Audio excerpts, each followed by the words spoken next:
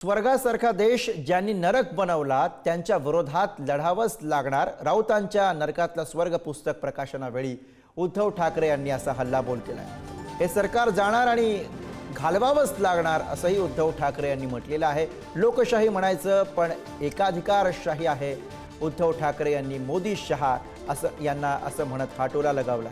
केव्हा ना केव्हा हुकुमशहाला गाडायचं असतं असा निशाणा संजय राऊत यांनी लगावला.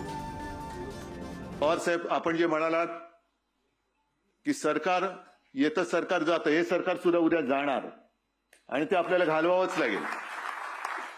केवळ कोणाला काय व्हायचंय, मला हे व्हायचंय, मला ते व्हायचंय म्हणून नाही, तर ज्यांनी आपल्या देशाला म्हणजे स्वर्गासारखा आपला जो देश आहे त्या देशाचा आणि त्या स्वर्गाचा नरक करण्याचा जो प्रयत्न चालू ठेवलेला आहे त्यांना नरकात टाकण्यासाठी म्हणून आपल्याला लढावंच लागेल. आणि नुसतं लढावंच नाही तर जिंकावंच लागेल. आणि ती जिंकण्याची उर्मी या पुस्तकाने दिलेली आहे.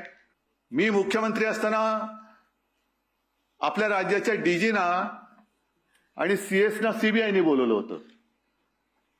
मग ज्यांच्या शेंड्या जर केंद्राच्या हातात असतील अशी माणसं राज्यातल्या सरकारला जर विरोधी पक्षाचं असेल तर त्यांचं काम कसं करू शकतील?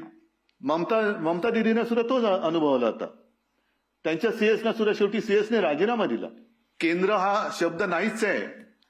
ते जे काय सरकार आहे त्या सरकारला जेवढा अधिकार आहे तेवढाच अधिकार हा कायद्याने राज्याला सुद्धा आहे आणि तो असलाच पाहिजे.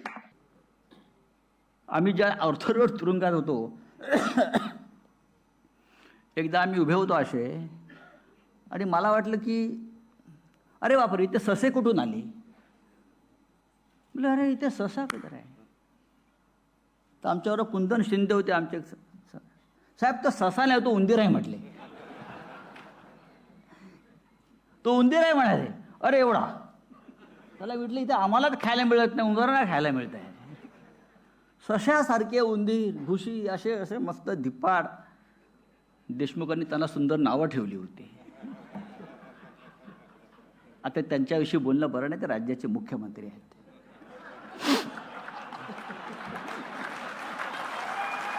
आपण मर्यादा पाळल्या पाहिजे.